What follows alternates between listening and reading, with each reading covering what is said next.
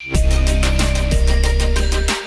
the last 4 or 5 months, I've been dabbling with the Galaxy S21 Plus, and I honestly think that this is one solid device. So, hello there guys, I'm Vic here from PhoneArena with a bit of a long-term review of the Samsung Galaxy S21 Plus. Also, thanks to Best Buy for sponsoring this video. They have some killer discounts, which you can hear about a bit later. Frankly, the S21 Plus is one solid device. I really wanted to start this video more interestingly, but I don't know how else to describe it. I mean, the design is nice. I have the Phantom Violet model here with me, and it looks and feels different than anything else I've held in a while. The frame itself feels nice and cold in the hand, and it's rather comfy. At no point did I feel that I would drop the device, but I did find the frosted glass back to be on the slippery side. At least it's not a grease magnet like the S20 series.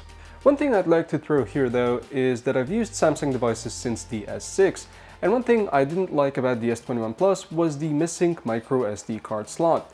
I did eventually get used to not having it though. I considered transferring my photos to my computer via a card reader to be faster, but USB connection speeds have caught up, so it's not a terrible thing to see go away. I mean, if I got used to it, then I'm assuming you can. On the topic of things going away, I'm not sure why my charger had to be taken away, but I guess this will be, kind of the new norm for flagship devices. At least the boxes are kind of, just more tiny and cute. Display-wise, my eyes are happy. This display is freakishly bright during the day, outdoors, and it can also be quite dim during the night. Also, if you remember, this year's S21 series dropped its resolution down to 1080p, which I think was a limiting decision. I would have preferred to have at least the option to choose a higher resolution. Anyway, I haven't really felt bothered by this panel. The new adaptive option for the high refresh rate is perfect. The phone is able to switch between a high and low refresh rate on the fly. It's not something you'll notice, and it will save you some battery. I'm also digging the new fingerprint scanner. It used to be slower before, and I've noticed that it's setting a bit higher this time around on the screen, towards the center, but I got used to that. My thumb is usually a bit worn down since I tend to do some manual labor, yet it still manages to scan it most of the time without issue. Now might also be a good time to add that the haptic feedback is a bit weak on this device. It didn't really bother me since I don't really like a strong buzzer. Also, can we just take a moment to appreciate how nowadays almost all flagship devices are water resistant? I had a blast taking some shots on a boat in the lake. It started raining a bit, which made for some perfect slow motion videos. Of course, I couldn't really drop it because it's not waterproof, nor does it really float. But on the topic of these slow motion videos, I just love how the S21 Plus includes a pro video mode. It's pretty neat because you can adjust actually the shutter speed, you can adjust the ISO, and also manual focus. It's pretty cool, and you can choose between omnidirectional microphones or what have you. And the cool thing is about these microphones specifically is that they're actually pretty nice. Like, you can vlog on this phone if you really wanted to, and it would do it with breeze. The S21 Plus camera app opens quickly, takes quick shots too. The ultrawide is not something special, like you can't really focus with it, but it does record up to 4K at 60 FPS, which is very nice. You can also depend on it during the day with ease. It makes for some cool shots, and it, won't wow you, but it won't disappoint you too. It can't really focus on specific subjects like on the S21 Ultra, but it's really consistent. And the zoom camera, well, I'll be honest here, it's a hybrid type of zoom, meaning that it uses a high megapixel sensor to crop in, and that's how it zooms, so to say. It's not really as good as having a dedicated optical sensor though, much like on the S20 FE, which has one, so it's not exactly as clear as those, but it tends to do the job if you really need something like that. So yeah, but I would still prefer having a dedicated lens for this option. And regarding the selfie camera, as I mentioned, you can vlog on this phone if you wanted to. For the most part, I noticed very adequate stabilization. I strongly recommend a gimbal, but the stabilization of this phone isn't exactly bad, as I'll show you in a bit. This is handheld, so it's not exactly the best, but it's actually miles better than some other phones and devices. And once again, I'm a pretty big fan of the dedicated microphones of this phone. They're certainly not as good as a dedicated audio recording setup, but they nail like 90% of scenarios in which you'd want to record a video, so that's pretty cool. And you can actually hear a bit of detail left and right, and yeah, they actually also capture audio pretty far away, which is real neat.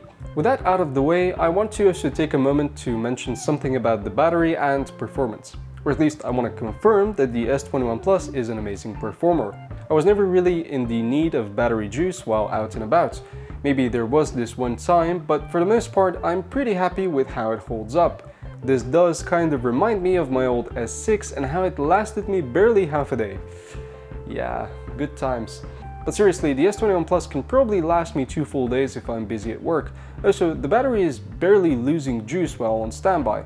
Of course, I'd still recommend you charge it at least a bit in the evening, unless you want to be going strong a second day and end up having to charge it midday like I usually do, and like it happened yesterday specifically. And in case you're wondering what I do on my phone, I mainly use the camera from time to time, browse Reddit, and watch a bit of YouTube. Also, I know Samsung did bad with their previous Exynos 990 chipset, but my model here uses the new Exynos 2100 and it's doing mighty fine. I've had some fun playing games, but to be honest, I don't really play games on my phone. On my PC, sure, yeah, but not on my phone. Just in case though, I tried out some Genshin Impact and I was getting decent 60 FPS. Even pushing the maximum graphics was fine, but I was feeling the phone heating up and some frames dropped from time to time. Then again, this game is also a bit heavy for other devices too, so, you know, take it with a grain of salt. In any case, the S21 Plus had no issue whatsoever with keeping things smooth everywhere else. Stutters are non-existent, or even if you notice them, you'd be more surprised than annoyed. Also, while playing a game or two and while watching YouTube, I've had a decent amount of time to listen to this phone's speakers.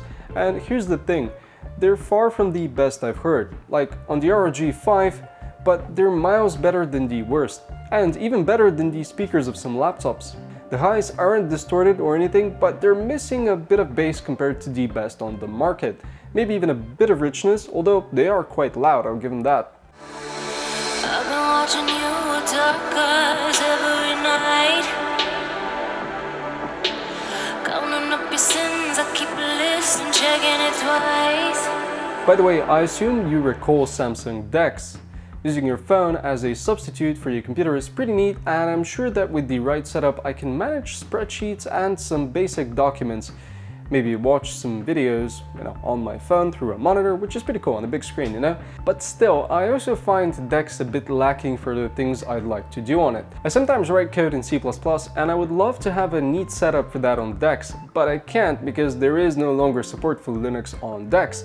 Also, I'd have to constantly keep my phone hooked up to a charger unless I plan to not use the phone for the rest of the day, and I just don't think that's the best thing for the battery anyways. One other thing, iPhones usually receive around 5 years of support, and this is something I envy of Apple so much, which is why I'm actually happy to see Samsung promising 3 generations of software updates on their devices. Now, my updates specifically have been consistent so far, and I hope this trend continues until the end. Much like how Best Buy will continue to offer great deals at great times. If you're interested in the Galaxy S21 Plus and believe you'll enjoy it as much as I do, or any Samsung device for that matter, then you'd be delighted to know that Best Buy has you covered. Right now there is a special Samsung Deals Week over at Best Buy, and the price cuts are actually really nice. If you get a carrier locked device and activate it later, then you're looking at around a $400 discount, but even if you're not into that, there is the option of getting a $200 price cut if you go with an unlocked device. Also, if I'm not mistaken, Galaxy watches are on a discount too, and you're looking at around $200 off with $150 in instant savings if you do a trade-in.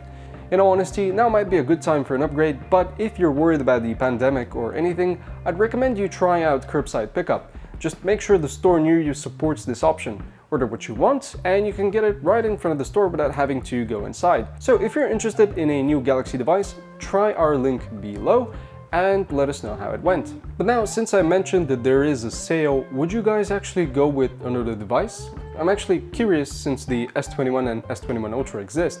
Let's also not forget that there are other manufacturers out there, like I really like the design of Sony devices, and the Xperia 1 Mark II's camera specifically is pretty enticing, for a price bump of $150, of course. And the regular S21 is pretty much the same phone, but smaller and cheaper, so yeah.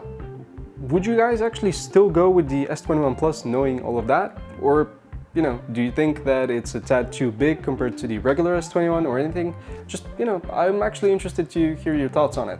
Let me know, guys, down in the comments below. Also, please subscribe, and I'll see you guys some other time.